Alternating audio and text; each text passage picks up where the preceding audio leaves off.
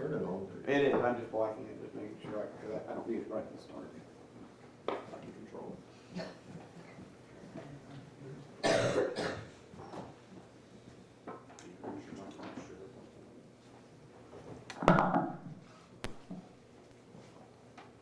I don't need it.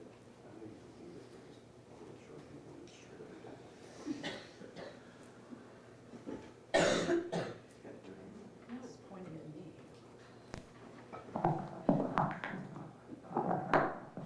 How's that? It's better.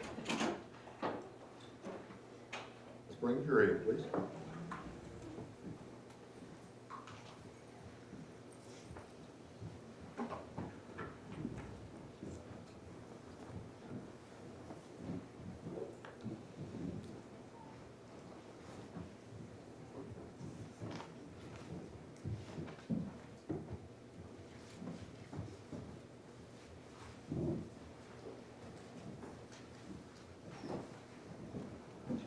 All right.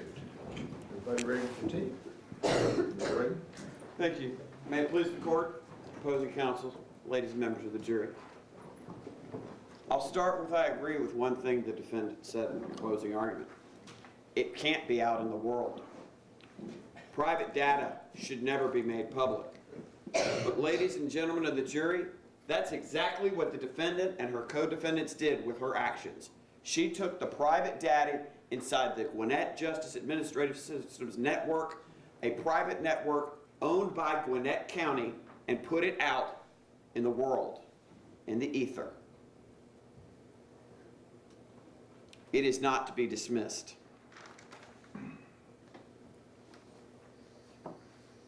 The defense is trying to shift your focus from what the judge did, what the defendant did, to why she did it.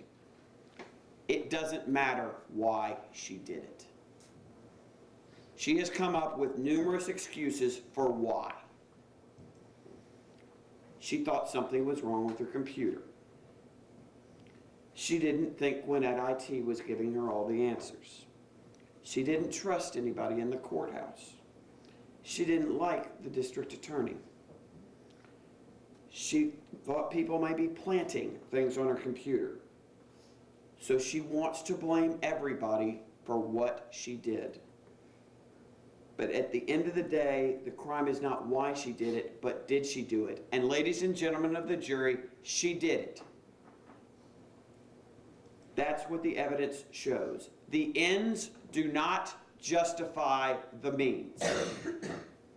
She intended it to do it, and she did it.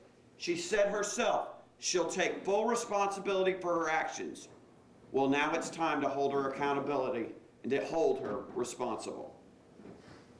She knowingly and intentionally enabled a third party to gain access to Gwinnett County's computer network.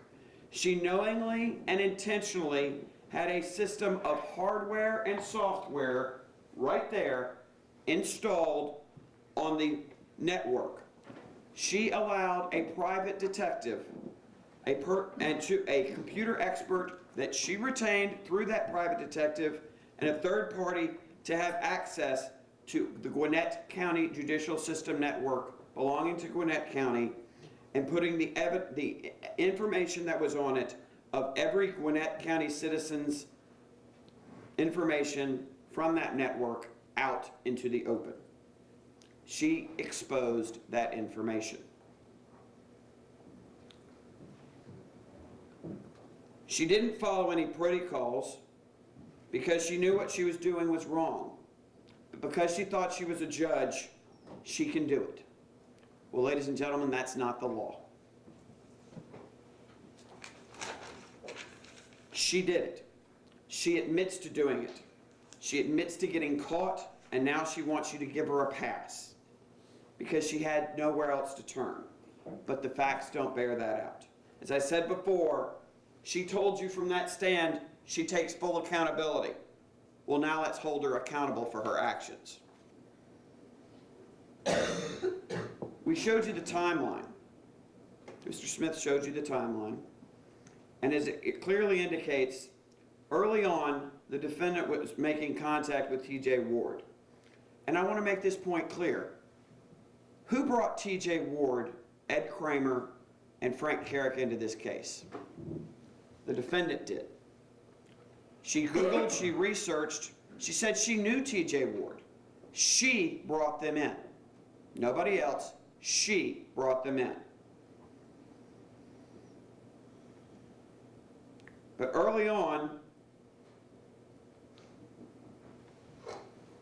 she was already recording the actions of others who were trying to fix her computer.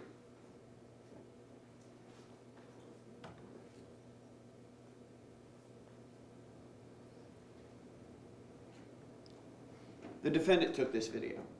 That's Hyatt Zamar, who you heard testify, who I'm going to talk about in just a second, attempting to fix her computer. Every time she had an issue, the AOC, the Administrative Office of the Court, sent their IT staff. Hyatt worked with the IT staff, and they resolved the issues.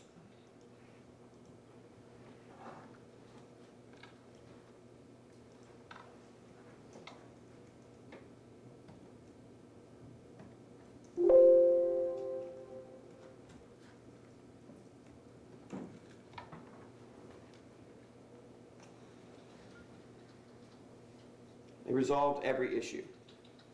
They were responding. And now let's jump a little bit ahead. On February 26th, because that's when things are brought to light, a search warrant is executed on Ed Kramer's house here in Gwinnett. Investigator Chris Ford from that stand told you he finds files on the computer marked Judge Schrader. Alarmed and thinking that the judge may be the one in fact being hacked, looks in it and he finds the PCAP files. He told you he's got an experience. He's qualified as an expert. He recognizes what those are, takes them back to his computer, and realizes that those files came from the Gwinnett Justice Administrative Center, the GJAC, right here. He knows this via his expert training.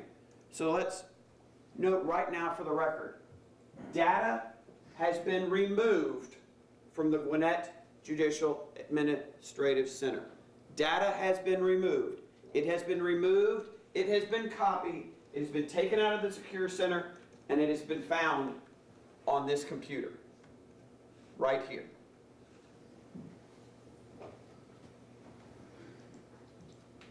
And at that point, he informs his boss, District Attorney Danny Porter, who on that same day alerts the defendant that she might have been hacked by Ed Kramer.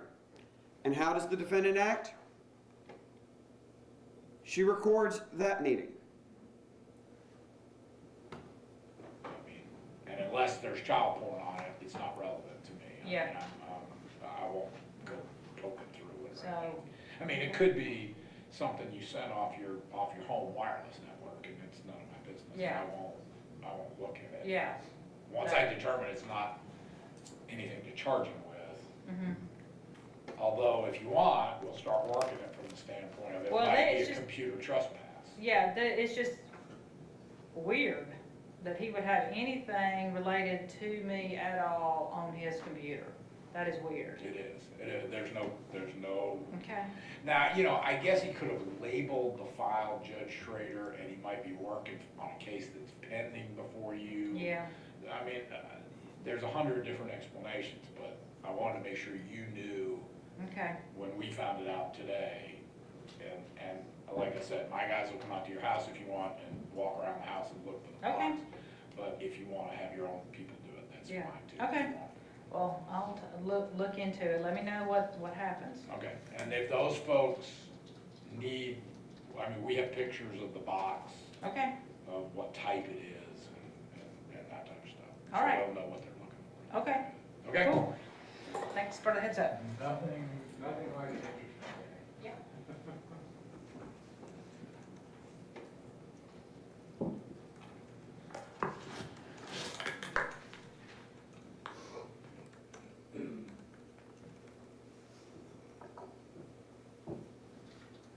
Again, how does she react? She records a meeting. But she knows those files are being taken off-site. And what does she do? Does she call anybody in the information technology department? Did she call anybody at the administrative office of the courts? Did she call any law enforcement official? No.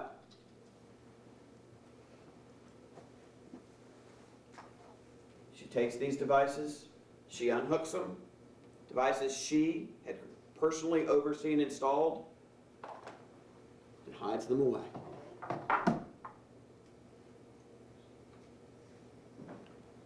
But what does she do? What does she do with this video? She sends it to TJ Ward. But oh, how quickly things turn.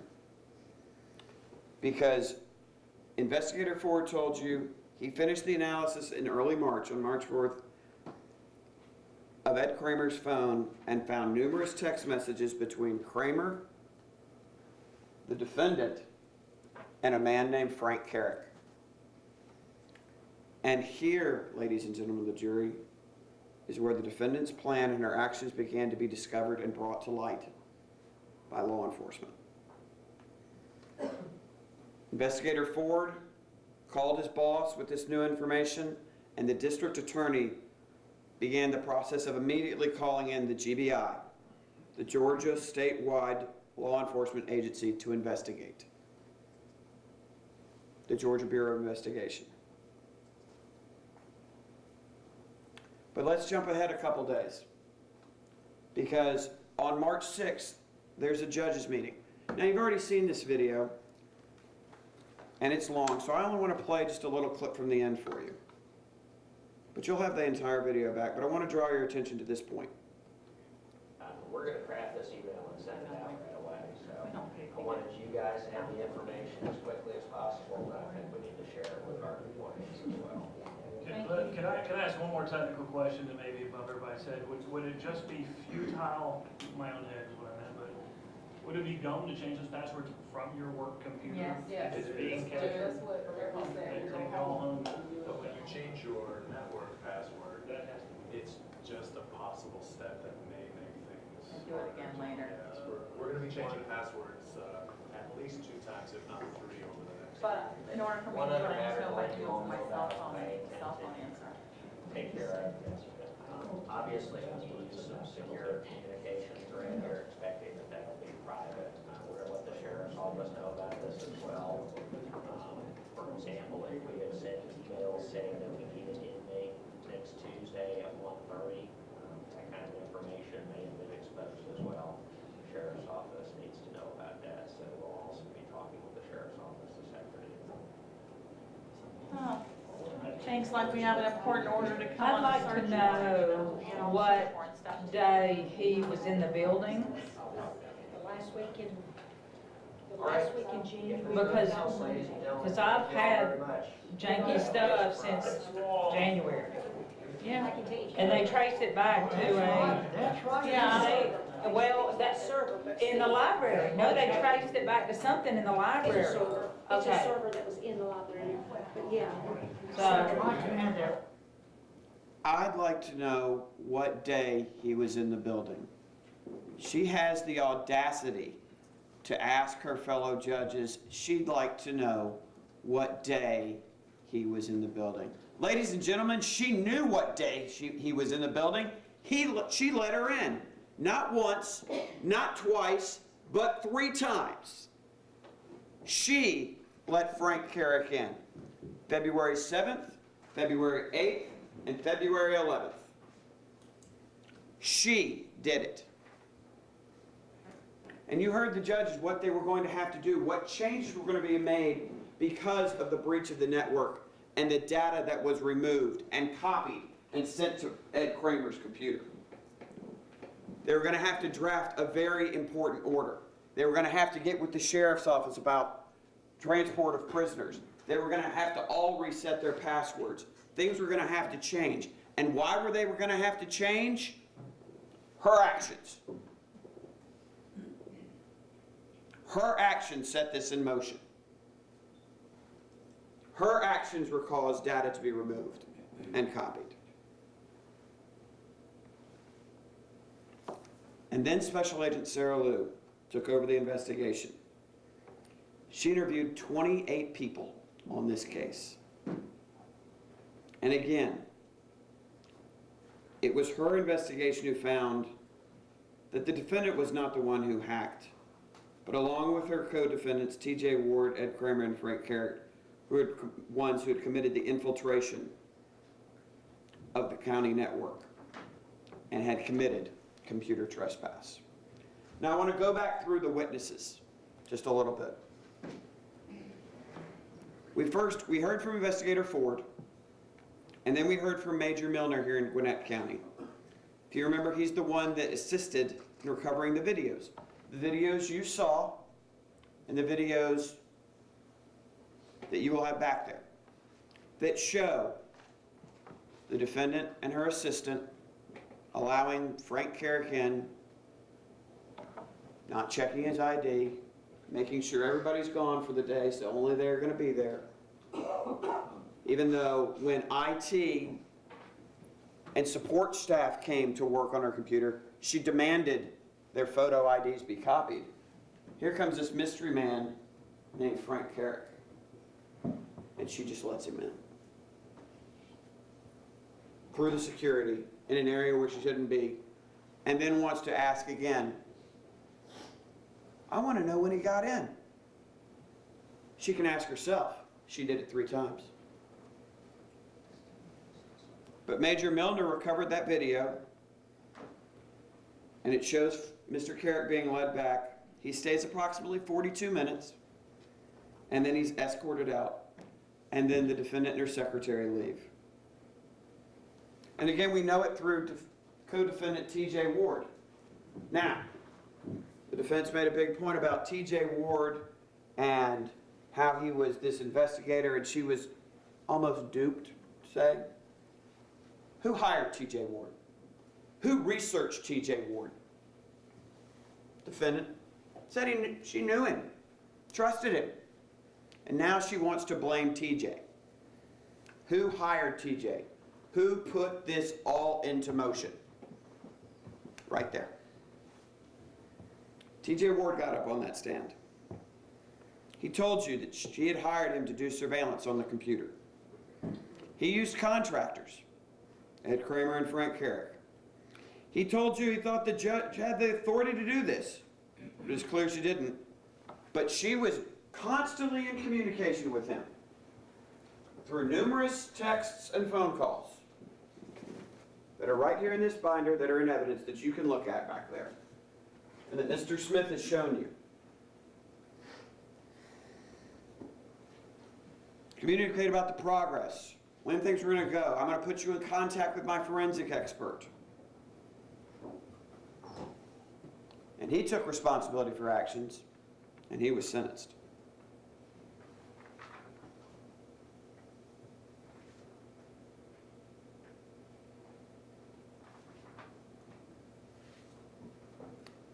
And we know it through Ed Kramer.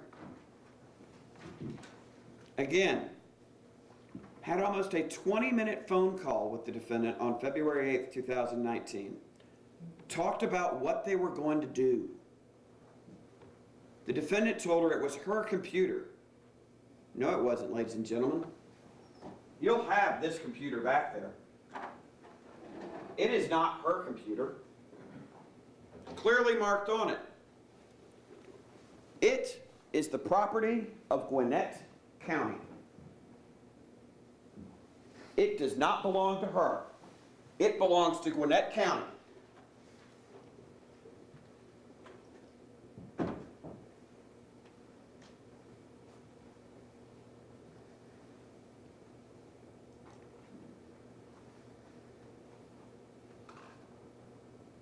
They discussed what they intended to do.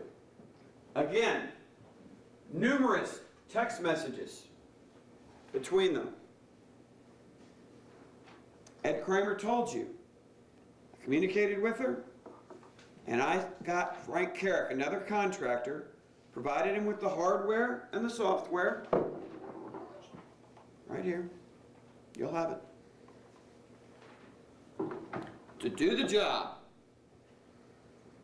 And Ed Kramer put the defendant in contact with the Ed put Frank and the defendant together. Again, he took up that stand. He said he assumed the defendant knew the law, was led to believe it was her computer, and that she had the authority to do this, but she did not. Again, you heard that phone call, and he actually asked her if it was her network. I want you to just hear a snippet of that phone call.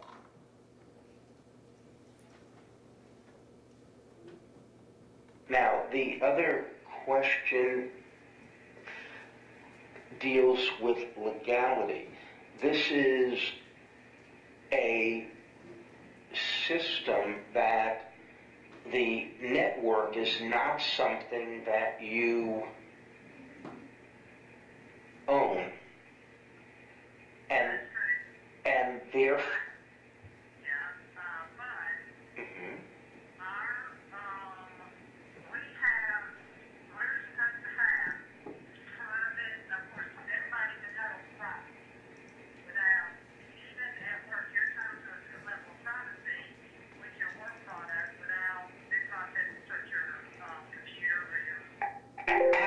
absolutely.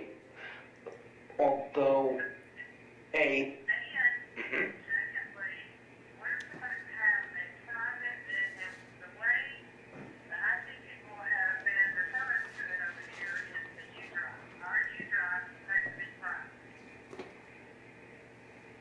okay. It is not your network.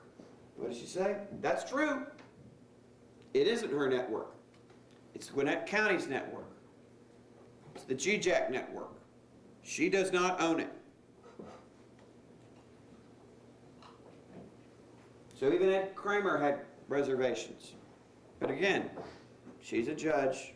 She can do what she wants. And then we turn to Frank Carrick. He met with Ed Kramer 2 times. And then he got the shark tap. The shark tap right here. He got this tablet. And again, he went not once, not twice, but 3 different times to this building, to a secure area, bypassing security by actions of the defendant, and this is what he did. He went into those chambers, and with the defendant looking on, he installed these devices. He connected it to the network at her behest. And ladies and gentlemen, that's where the network was altered, that's where the network was interfered, and that's how data got removed and copied. And I'm going to show you what exactly he did. We've heard a lot about it, but I want you to see what it is. So this, as I've shown you, is the Gwinnett County computer issued to the defendant. It is not her computer. It is a work computer owned by Gwinnett County. It was put in her office so she could do her job. And just like any computer in any office, it connects with a network cable. This is common network cable. And network cable plugs into the back of the computer. And imagine, if you will, it goes out to the wall, to the network jack. It's secure, as every expert, both state and defense, told you. This is a hard wire. It is secure. It keeps the data where it should be, not out in the ether, not out in the world. We want this data secure. Ladies and gentlemen, because of the actions of the defendant and her co-defendants, it became unsecure. And this is how. This is the shark tap. This is the device bought by Ed Kramer, provided to Frank Carrick, who the defendant allowed in, and this is what he did. He unplugs the network line, the secure network line. He takes it and he plugs it in. And as you see, it says network right here, and everybody told you it says network, it allows. It's got another little, what it's called, I think it was referred to as a cheater cord. And that cheater cord snaps right in. So now the network is going. Still going here, but now, ladies and gentlemen, there's an active alteration. The network has been altered at this point. This is a switch. It redirects the traffic. How do we know it's a switch? Because the manufacturer who built it says it is. Both of the defense's experts had to admit, switch. DFI Almanza told you it's a switch. But this is where the data got removed and copied. Right here, the brand new Winbook.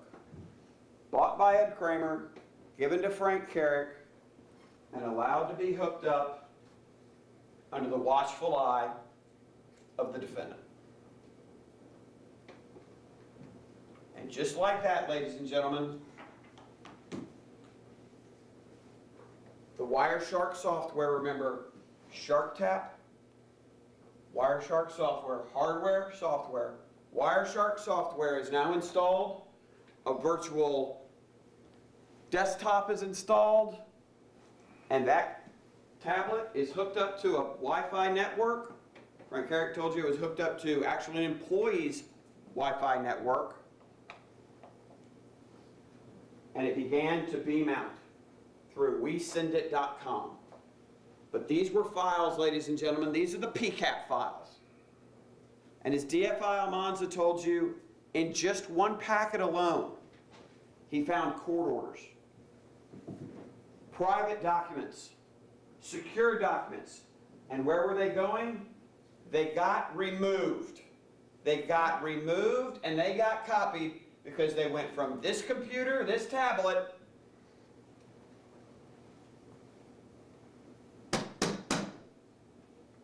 to co-defendant's computer. If that's not removing data, ladies and gentlemen, I don't know what is. Copied and removed. Just like a James Bond movie. That's what that device was doing. Coming in, taking pictures, copying it, and sending it over. That is an active alteration of the network. That is a removal of the network, and that is against the law. And what did Frank Carrick tell you? He said, she's a judge. She has the power. And that's why I did it. But she does not, ladies and gentlemen. As Mr. Smith referenced earlier, she signed an order. This is an order signed by somebody else, ladies and gentlemen. You'll have the order. Right here. Her signature. The defendant's signature on an order that expressly adopts this document. A document that Matthew Puckett told you has been around for years. And what does it say?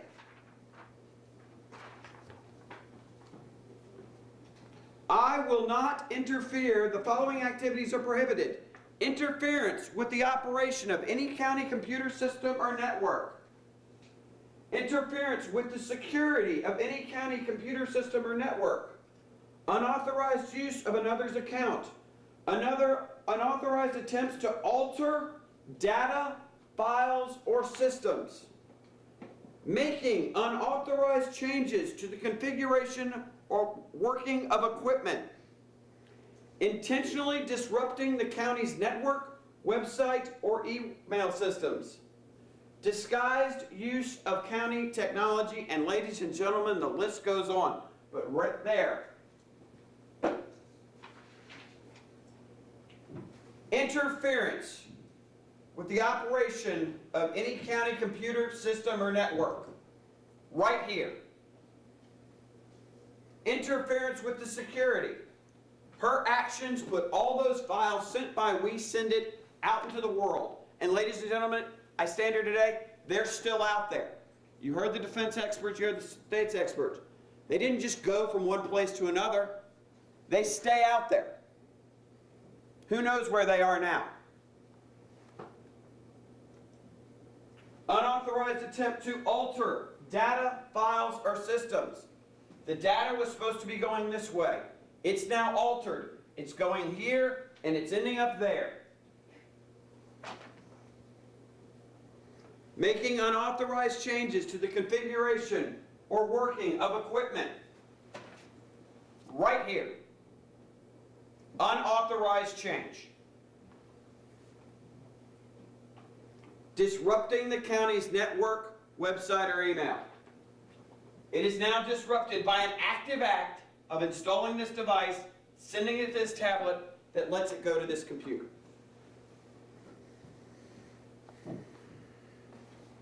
It's an order she knew. It's an order she signed. Now the defense wants to talk about a little bit about, well, she didn't receive any training. She didn't receive any extra. You know, she just signed it. Ladies and gentlemen, she had the position of judge. Are you telling me that she didn't pay attention to an order she signed? She wants to take responsibility. Let her take responsibility. She signed that order. She bound the entire administrative office of the court to this policy. But now she says she didn't read it?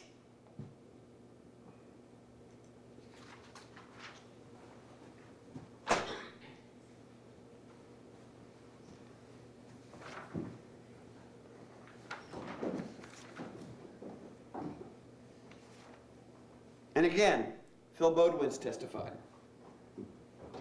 Knew that administrative order. Familiar with it, identified it to you. And Matthew Puckett, the Division Director of Information Security here at GJAC. What a title.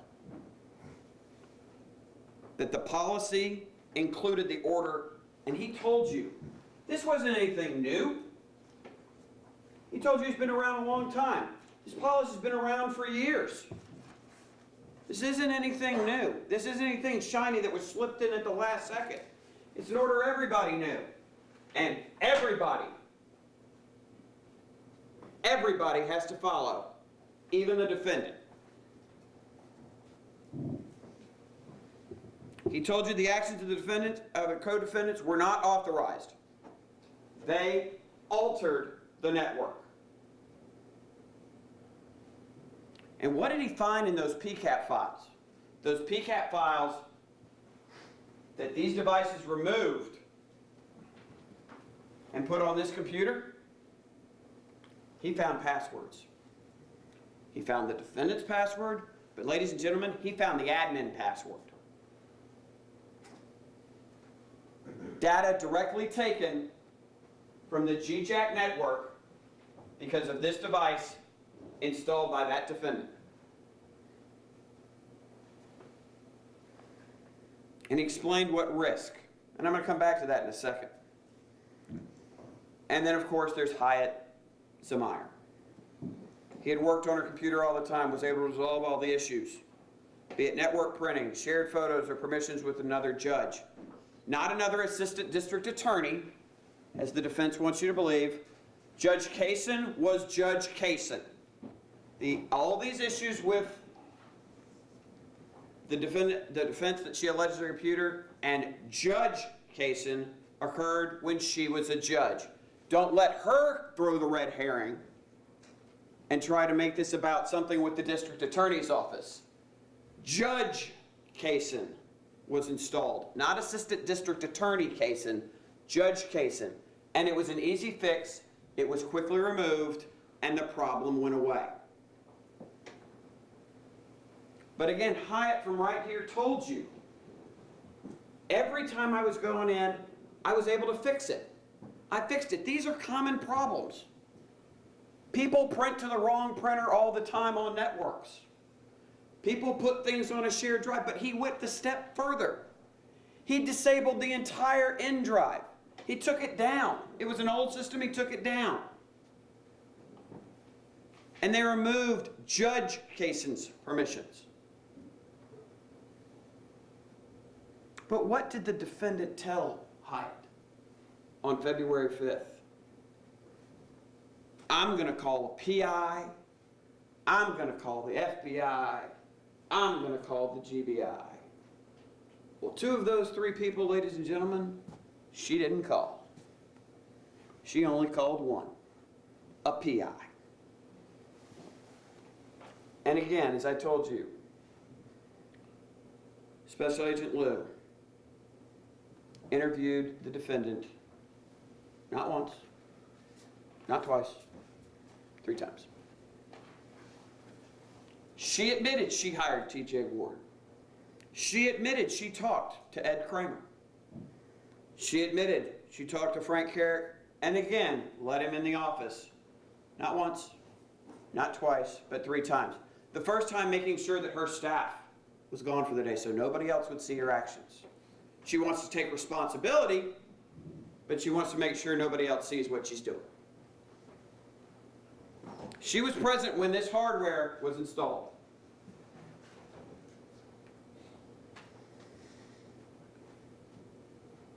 And she admitted once she found out that people knew, what did she do?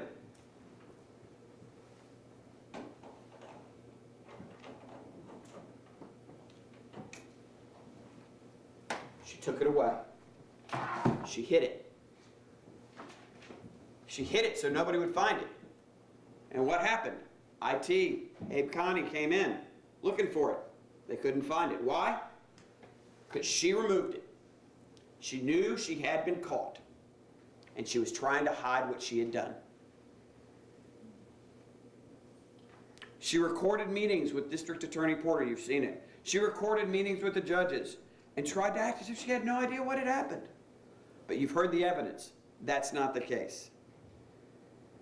She didn't know, she told that she didn't know she could call the GBI to investigate, but on multiple occasions, she told Special Agent Lou she talked about contacting members of the GBI, and Mr. Smith pointed that out to you.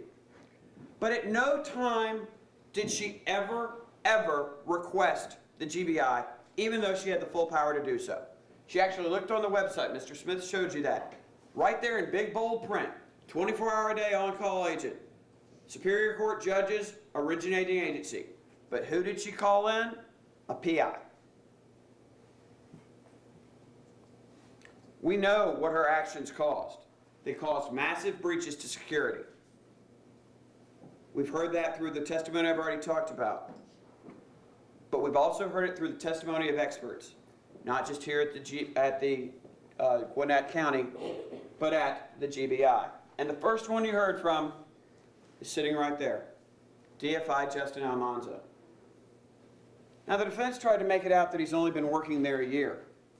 Ladies and gentlemen, you sat there, you heard his resume, you heard all the trainings, the schooling, the things, the training that he goes through, the hundreds of hours of training he does.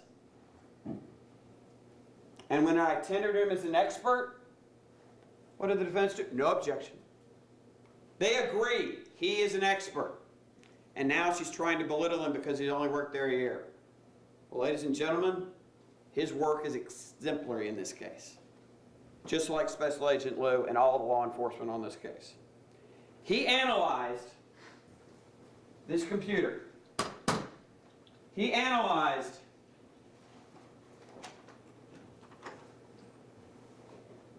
Ed Kramer's cell phone. And he analyzed the defendant's computer. And what did he find? Information on 975 pieces of equipment belonging to Gwinnett County were contained in those PCAP files. End users, network switches, routers, hardware. Information that shouldn't be out there because it was removed and copied and put on that computer by the defendant's actions. Found data about other judges' cases, about other people's files, other people's lives. Again, taken out of the secure network and put into the ether and out there for the public to see. The same thing that early on, the defendant said can't be out in the world. Her actions put him out there. And it told you that was in just a few packets of over 6 million packets of information that got transferred. Confirmed that the PCAP files on this device are the same PCAP files that are on this tablet. The tablet done by the other DFI I'm getting ready to talk about, Jake Tulamilis. He also found We Send It on this tablet. It's the same, it's right there. And he showed you, again, how I just demonstrated how the tablet was connected to the network, altering the network, and allowing it to remove and copy data. And then, of course, you heard from Jake Tulamilis, another DFI at GBI. He's the one that actually analyzed the tablet. He found the PCAPs. He was able, through the digital, remember he told you about the hash, the digital fingerprint that made it identical. Because remember, we always want to preserve the evidence.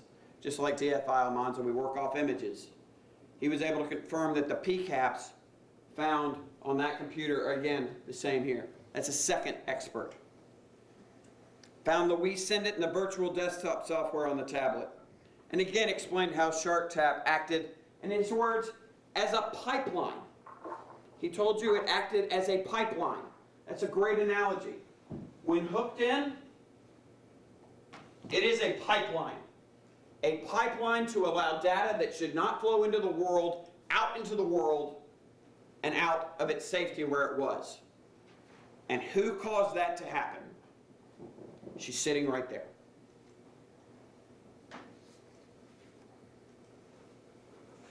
And then you even heard it from the defendant's own experts. Remember Terrence Fisher? He had to admit that the SharkTap was in fact connected to the county network. Even though his report he tried to say it wasn't, he had to admit to you, you're right, that's an error. That device was hooked into the county network. Was forced to admit that the SharkTap was a switch, as the company that built it described it. And then I want you to point out, I want you to pay attention to this. In his own report, he called that the SharkTap is in fact, quote, an invasive way to capture traffic between a device and a network. Ladies and gentlemen, the SharkTap is not passive, it is invasive. And he told you that it could actually set into something called promiscuous mode. It took an active act to hook it up, and it became invasive. The defendant's own expert admitted to you this is an invasive action. This is an alteration.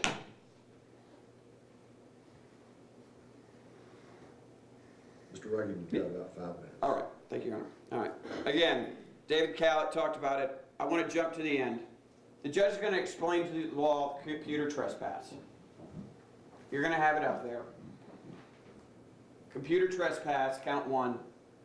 Data was removed, either permanently or temporarily, and allowed SharkTap and a wiretap to be installed and copied. Count 2, you'll have that. The defendant interfered with the use of the data, allowed the data to be moved, and the traffic was interrupted. Count 3, altered the data, altered the computer network, no matter how long, allowing that piece of hardware, it altered it and allowed to go on for several days. He's also going to charge you about party to the crime. Pay attention to this. A person is guilty of, may be charged and convicted of a crime if that person directly commits the crime, intentionally helps in the commission of the crime, or advises, encourages, hires, counsels, or procures another to commit the crime. Ladies and gentlemen, by party to the crime, the defendant is guilty of all the actions of everybody else, as if she actually hooked it up himself, not just merely standing there. He's also going to charge you on conspiracy. Conspiracy is an agreement between 2 or more persons to do an unlawful act and the existence of conspiracy may be established by proof of the acts and conduct, as well as of acts and express agreement. He will charge you further on that. Each person is responsible for the acts of others only as far as such acts naturally are necessarily done to further the conspiracy. It's up to you to determine it. But let's look at the evidence. What do we have? Investigator Chris Ford, the physical evidence, DFI Almanza, DFI Tulamilis, the co-defendants, and the defendant's own statement and action point to one conclusion: guilty. I want to jump ahead.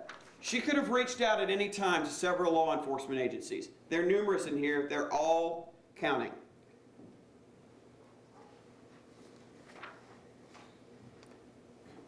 She told you she wants to take responsibility. Well, now it's your turn. Under our system of laws, all are equal under the law. We are bound by the law. Citizen, lawyer, or judge. And that is why at the United States Supreme Court we have this relief. This is a famous image carved in the building. It is the image of Lady Justice, and she is blindfolding, representing the ideal that justice should be applied without regard to wealth, power, or other status. It is the foundation of our entire republic. And to quote one of our founders, the opinion which gives the judges the right to decide what laws are constitutional and what are not only for themselves or for others in their spheres, would make the judiciary a despotic branch. That is Thomas Jefferson. Well, we do not live in a despotic system. We live in a nation of laws, and they are codified for all and applied to all. The defendant does not get to make the determination of what laws apply to her, and she has to follow them. Ladies and gentlemen, you make that determination as the jury. So now it is your turn. You're going to go back to the jury room with the laws and the evidence and render your verdict. Verdict comes from two Latin words, veritas meaning the truth, and dictum to speak. Let your verdict state that no matter who you are, we are all equal under the law. We all have to take responsibility for our actions, as the defendant herself told you. And when we break that law, whether we be citizen or judge, the outcome must be the same. Let your verdict speak the truth. Make her responsibility for her action, just like she said from the stand. Find the defendant guilty. Thank you, Your Honor. All right. Do you all need a break? Does anybody need a break? Okay. Everybody okay? Okay. Do we have copies of the charge? Sure. Got them right here. So, you distribute those to the jurors, please. Mr. Regan, would you gather your Yes, Your Honor. information?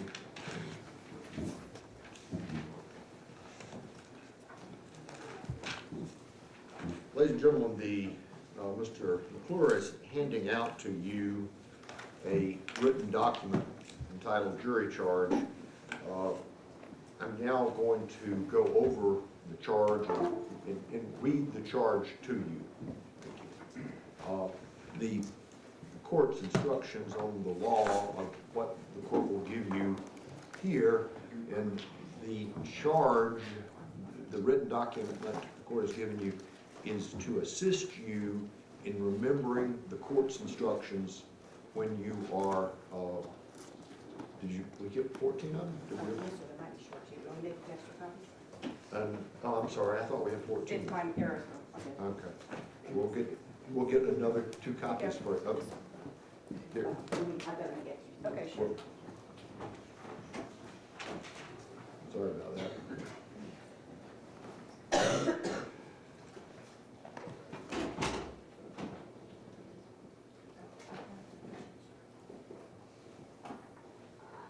And that, by way of explanation for the 12, there are 12 primary jurors. And in a few minutes, we will let you know who the alternate jurors are.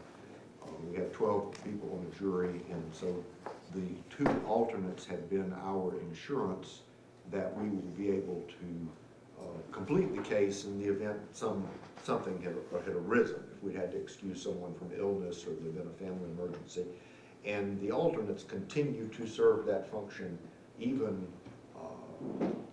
during the course of the deliberations. We ask the alternates to remain and follow the rule about not discussing the case even during the time of the deliberations, because if there were to be some need for a juror to be excused, we would then place one of the alternates into the jury, and their deliberations would begin anew with the alternate. So that's our insurance that the time that has been invested will have adequate jurors to render a verdict.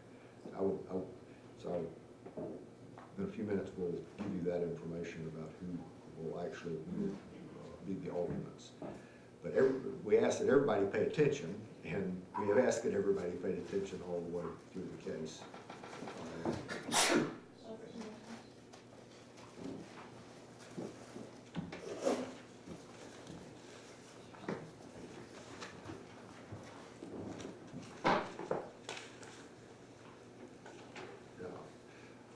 Often say that people have different learning styles. Some of you will read along. Some of you may read ahead. Some of you may not read at all. Do whatever will help you best understand the court's instructions. There are maybe a couple places where I will stop and give an explanation of something. And of course, you will be evaluating the case based on the indictment which has been handed down in the case. And in addition to the evidence, you'll have a copy of that indictment with you in the jury room. So, okay, there we go. All right, ladies and gentlemen, I'm going to give you charge. You're considering the case of the state of Georgia versus Catherine Schrader. The grand jury has indicted the defendant with the offenses of computer trespass, 3 counts. And this is the indictment. You'll have a copy with you in the jury room. I reviewed for you at the beginning the allegations that the grand jury has brought concerning the offenses of computer trespass. And so I'm not going to read those to you again, but you'll be able to refer to that in your deliberations. Now, to this indictment, the defendant has entered a plea of not guilty. The indictment and the plea form the issue that you are to decide. Neither the indictment nor the plea of not guilty should be considered as evidence. They are merely the means by which the case is brought to you. The defendant is presumed to be innocent until proven guilty. The defendant enters upon the trial of the case with a presumption of innocence in her favor. This presumption remains with the defendant until it is overcome by the state with evidence that is sufficient to convince you beyond a reasonable doubt that the defendant is guilty of the offense charged. No person shall be convicted of any crime unless and until each element of the crime is proven beyond a reasonable doubt. The burden of proof rests upon the state to prove every material allegation of the indictment and every essential element of the crime charged beyond a reasonable doubt. There is no burden of proof upon the defendant whatsoever, and the burden never shifts to the defendant to introduce evidence or to prove innocence. However, the state is not required to prove the guilt of the accused beyond all doubt or to a mathematical certainty. A reasonable doubt means just what it says. A reasonable doubt is a doubt of a fair-minded, impartial juror honestly seeking the truth. A reasonable doubt is a doubt based upon common sense and reason. It does not mean a vague or arbitrary doubt, but is a doubt for which a reason can be given, arising from a consideration of the evidence, a lack of evidence, or a conflict in the evidence. After giving consideration to all the facts and circumstances of the case, if your minds are wavering, unsettled, or unsatisfied, then that is a doubt of the law and you must acquit the defendant. But if that doubt does not exist in your mind as to the guilt of the accused, then you will be authorized to convict the defendant. If the state fails to prove the defendant's guilt beyond a reasonable doubt, it would be your duty to acquit the defendant. Members of the jury, it is my duty and responsibility to determine the law that applies to this case and to instruct you on that law. And you are bound by these instructions. It is your responsibility to determine the facts of the case from all of the evidence presented. Then you must apply the law I give you in this charge to the facts as you find them to be. I charge you that your oath requires that you will decide this case based on the evidence. Evidence is the means by which any fact that is put in issue is established or disproved. Evidence includes all of the testimony of the witnesses and any exhibits admitted during the trial. Evidence does not include the indictment, the plea of not guilty, the opening or closing remarks of the attorneys, or the questions asked by the attorneys. Evidence may be direct or circumstantial or both. In considering the evidence, you may use reasoning and common sense to make deductions and reach conclusions. You should not be concerned about whether the evidence is direct or circumstantial. Direct evidence is that which may be seen or heard or otherwise directly sensed, such as by smell or taste or touch. It may be brought into court in the form of exhibits or the testimony of direct witnesses to such matters. It is evidence that points immediately to the issue in question.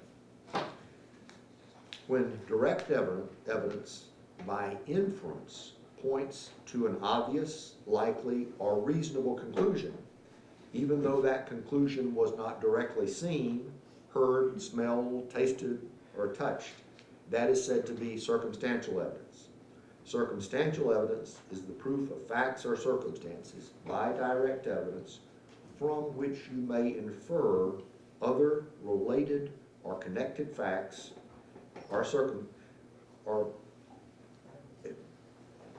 that are reasonable and justified in light of your experience.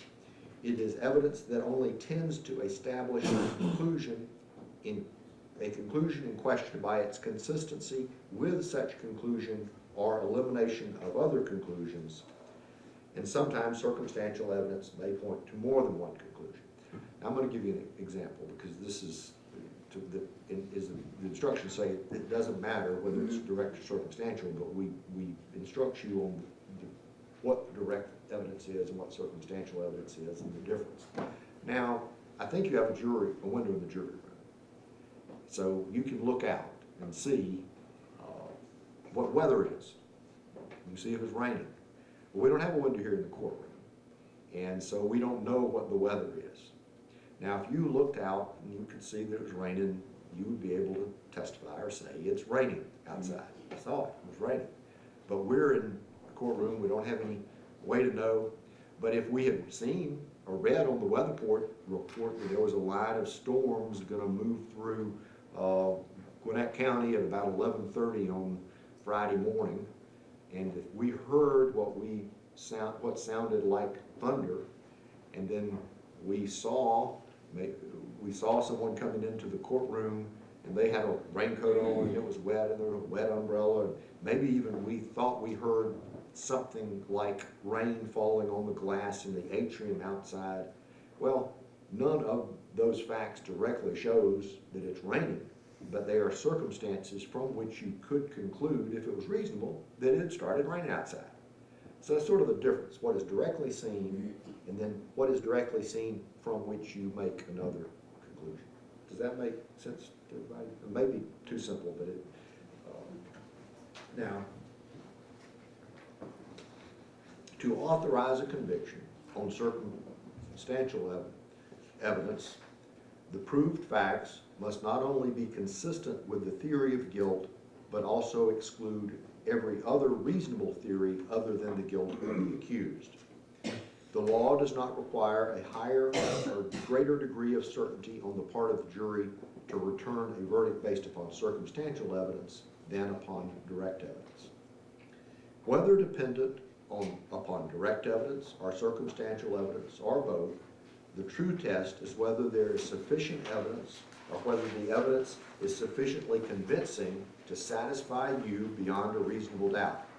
If not, you must acquit. If so, you may convict. There is no rule that either circumstantial or direct evidence is stronger than the other if conflicting.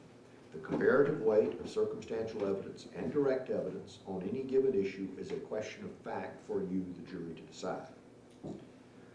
The jury must determine the credibility of the witnesses.